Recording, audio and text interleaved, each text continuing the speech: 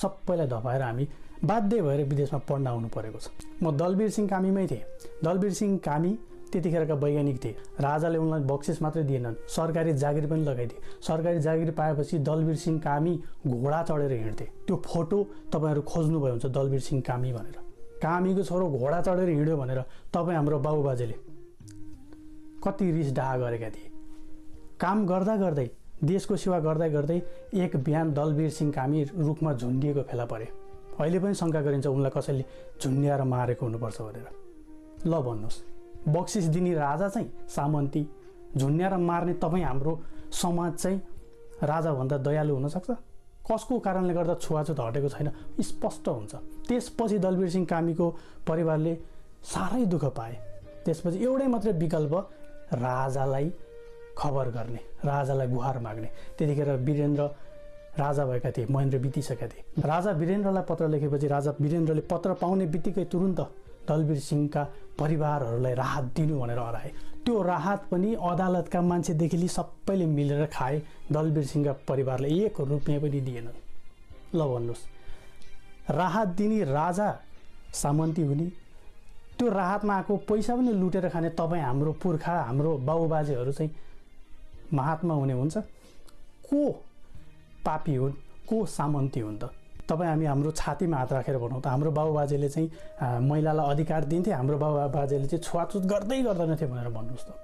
तपाईँ हाम्रो समाजले नि अन्तर्जातीय विवाह गर्यो भनेर खेदेर ओडारमा लुकेको जोडीलाई राजाले भेटाएर ल्याएर त्यो ओडारमा भएको मन्दिरको पुजारी राखे र राजादेखि सबैजना चिडिए। तपाईँको बाबुबाजे पनि चिडिनु भयो होला, हाम्रो बाबुबाजे पनि चिडिए। यो छुवाछुत, यो विभेद नहट्नुमा राजाको भन्दा बढी दोष तपाईँ हाम्रो बाबुबाजे र पुर्खाको छ। धेरैजना साथीहरू विदेशमा हुनुहुन्छ र उहाँहरू भन्नुहुन्छ गाउँ गाउँमा बच्चा जन्माउँदाखेरि चाहिँ कतिजना चाहिँ उपचार नपाएर मरे भनेर भन्नुहुन्छ। अहिले तपाईँ भन्न सक्नुहुन्छ तपाईँको बच्चा जन्माउने बेलामा चाहिँ म कुनै गाउँको कुनामा लगेर जन्माउँछु भनेर सक्नुहुन्छ? तपाईँ विदेशमै जन्माउनुहुन्छ, किनकि अहिले पनि त्यस्तै छ। राजाहरूको पालामा पासपोर्ट पाइँदैन थियो, विदेश जान पाइँदैन थियो। तपाईँ हाम्रो बाबुबाजे विदेशै गएको भए पनि के कामका लागि जान्थ्यो होला सोच्नुहोस्। आज पासपोर्ट नि कति हजार बङ्गालीको हातमा छ, गन्ती गर्न सकिँदैन। कति हजार विदेशीको हातमा नेपाली पासपोर्ट छ, त्यो भन्न सकिँदैन।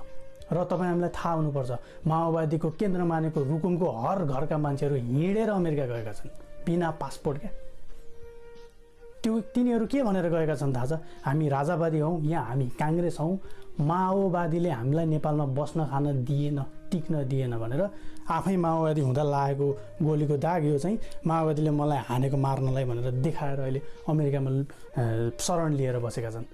धेरैजना नक्कली कलाकारहरू जापान आएर के लेख्छन् त भन्दाखेरि म राजावादी हुँ या म काङ्ग्रेस हुँ, मलाई चाहिँ नेपालमा गयो भने माओवादीले मार्छ, अहिले पनि समाजले स्वीकार्दैन, त्यही भएर म जापानमै बस्न चाहन्छु भनेर भन्छन्।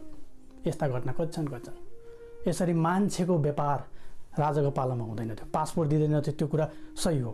तर त्यतिखेर विदेश जाने त्यस्तो किसिमको प्रचलन पनि त थिएन नि। त्यतिखेर पासपोर्ट मन्त्रालय पनि त बनिसकेका थिएन नि। बिस्तारै विकास भयो नि त। त्यतिखेर विश्व नै त्यस्तो किसिमको अवस्थामा थियो, भर्खर विश्वयुद्ध सकेर आइसकेको अवस्था थियो। त्यतिखेर तपाईँलाई पासपोर्ट चाहिने, अमेरिकाको PR चाहिने, तपाईँलाई चाहिँ एजो चाहिने भएको त कहाँ दिन्छ त? अहिले दिन थाल्यो नि त। यतिखेर राजा हुन्थ्यो भने चाहिँ दिँदैन थियो भनेर भन्ने कुरा हुन्छ र? तपाईँ जापानमा बस्नुहुन्छ, अमेरिकामा बस्नुहुन्छ, कोरियामा बस्नुहुन्छ, तपाईँ 1 करोडको घर बनाउन चाहनुहुन्छ, तर तपाईँलाई नि 1 करोडमा चाहिँ एउटा गोठ दियो भने तपाईँ लिनुहुन्छ? लिनुहुन्न नि। 1 करोडको कस्तो घर बन्नुपर्छ तपाईँलाई पनि थाहा छ। अहिले नेपालमा जति लगानी भएको छ नि, कति खरब, त्यसमा जति विकास भएको छ, त्यो विकाससँग तपाईँ सन्तुष्ट हुनुहुन्छ? तपाईँ आफ्नो पैसा लगानी गर्नु परेको भए नि तपाईँ त्यो कुरा मान्नुहुन्थ्यो। त्यस कारणले भ्रष्टाचार गरे पनि अलिअलि गरे होला नि, देश विकास पनि त भएको छ नि, बाटो आएको छ भन्नु ठुलो कुरा होइन। त्यो बाटोले हामीलाई कति ऋण बोकाएको छ त्यो पनि सोच्नुपर्छ। त्यो एयरपोर्ट बनेको छ नि, त्यो एयरपोर्टको कमाइ छैन, सुक्को छ, र चीनले त्यो एयरपोर्ट आफ्नो दाबी गर्ने बेला भइसक्यो। त्यो कहाँ र ल्याएर तिर्ने? श्रीलङ्कामा के महामारी आइपुग्यो, चीनले श्रीलङ्का किनेको थियो टुक्रा। नेपाल भोलि चीनले आफ्नो दाबी गर्दैन भनेर कसरी भन्ने? जसरी युक्रेनको खानीमा अमेरिकाले दाबी गर्यो, भोलि हामीले चीनलाई हिउँ बुझाउनु पर्ने, भैयालाई पानी बुझाउनु पर्ने भयो भने त्यतिखेर के ल्याएर तिर्ने अनि आफ्नो सामान फिर्ता ल्याउने? ल भन्नुहोस्, यति धेरै ऋण कसरी तिर्ने? त्यो त्यतापट्टि पनि सोचौँ क्या साथीहरू। 5 वर्षमा चुनाव हुन्छ, राम्रो मान्छे आइहाल्छ नि भनेर सोच्ने हो भने 20 वर्षमा 4-5 चोटि चुनाव भइसक्यो, कहिले पनि राम्रो मान्छे आउन पाएन, किनकि चुनावै कसैको लगानीमा हुन्छ। चुनाव गर्ने पैसा पनि नेपालसँग छैन, अर्कालाई मागेर गर्ने हो। मागीको चुनावमै कस्तो नेता आउन पाउँछ र ती आएका नेताले कतिसम्म गर्न सक्छन्, र यो संविधानभित्र बसेर कुनै पनि मन्त्रीले राम्रोसँग काम गर्न सक्दैनन्। हरेक मन्त्रीको इन्टरभ्यू सुने हुन्छ।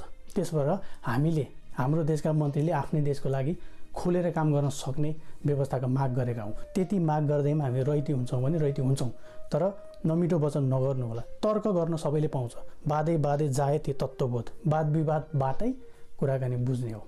त्यही भएर रैती हो, यस्तो हो, त्यस्तो हो भनेर मुखै छाडिहाल्नु चाहिँ राम्रो हुँदैन। धन्यवाद।